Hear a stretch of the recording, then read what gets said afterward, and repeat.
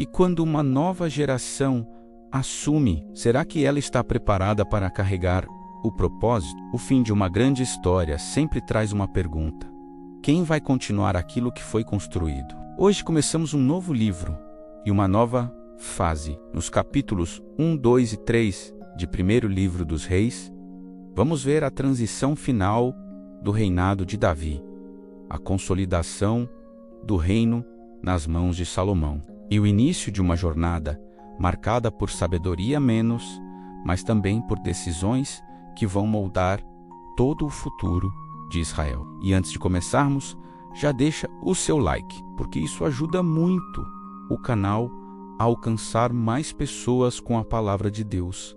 Se essa mensagem fizer sentido para você, compartilha com alguém que precisa ouvir isso hoje. E se ainda não é inscrito, se inscreve no canal e ativa o sininho para continuar acompanhando a série Leitura Bíblica em um ano.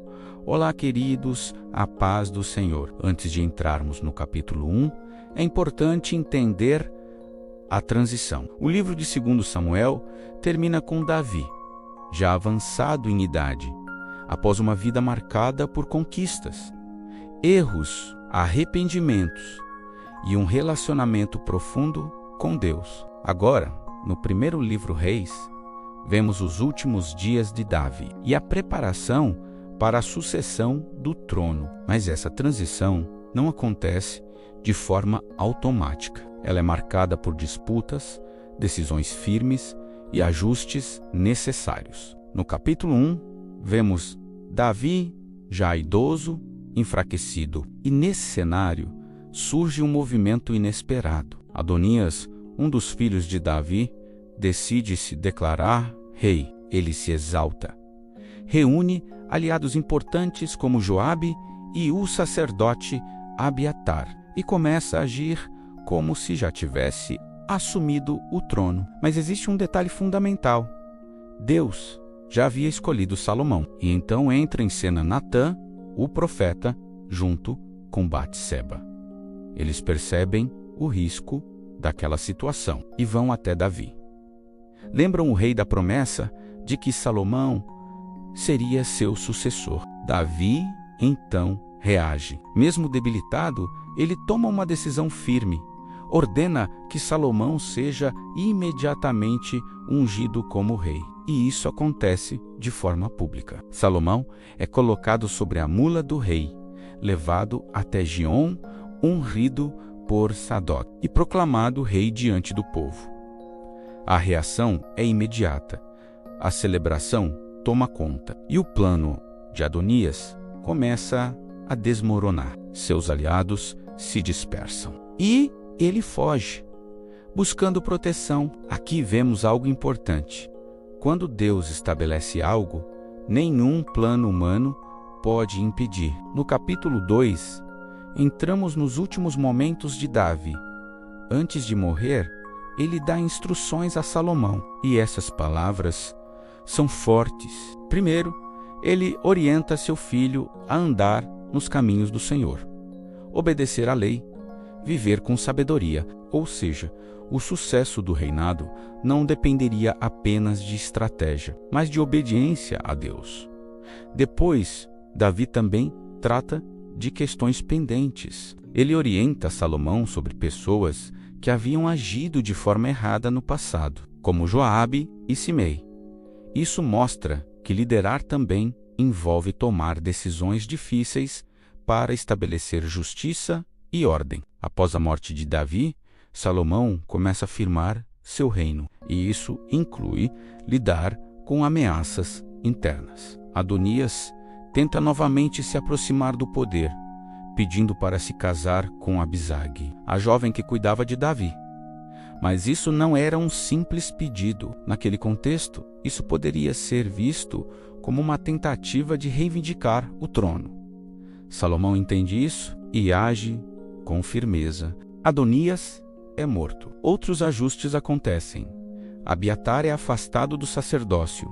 Joabe é executado. Simei, inicialmente poupado, acaba sendo julgado depois de quebrar uma ordem direta. Pode parecer duro, mas isso mostra algo importante. O início de um reinado exige firmeza para estabelecer estabilidade. No capítulo 3, vemos um momento completamente diferente. Agora, não é sobre conflitos, é sobre direção. Salomão vai a Gibeão e oferece sacrifícios ao Senhor. E ali, Deus aparece a ele em sonho e faz uma pergunta surpreendente: o que você quer que eu te dê diante de uma oportunidade dessas? Salomão faz um pedido incomum. Ele não pede riqueza, não pede poder, não pede vida longa. Ele pede sabedoria, um coração entendido para governar o povo. Isso agrada a Deus. E Deus responde de forma abundante. Dá a Salomão sabedoria, mas também riqueza, honra e tudo aquilo que ele não pediu. Aqui temos uma das lições mais importantes. Quando você prioriza o que é certo, Deus acrescenta o restante. E logo depois, vemos essa sabedoria em ação. Duas mulheres disputam a maternidade de um bebê.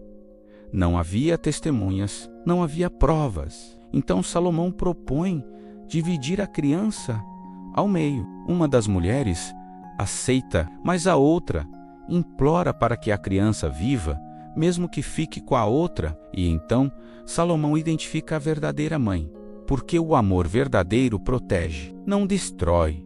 Essa decisão impressiona todo o povo. E o reino começa a reconhecer que a sabedoria de Deus estava sobre Salomão. Ao longo desses capítulos, vemos 3 verdades fundamentais. Deus cumpre seus planos, mesmo em meio a disputas e tentativas humanas.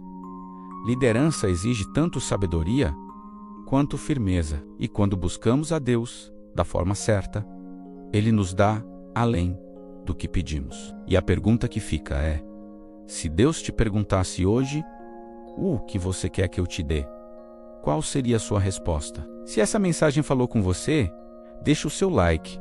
Isso ajuda muito o canal a alcançar mais pessoas. Compartilhe esse vídeo com alguém que precisa de direção e sabedoria. E se ainda não é inscrito, se inscreve no canal e ativa o sininho para não perder os próximos episódios da série Leitura Bíblica em um ano.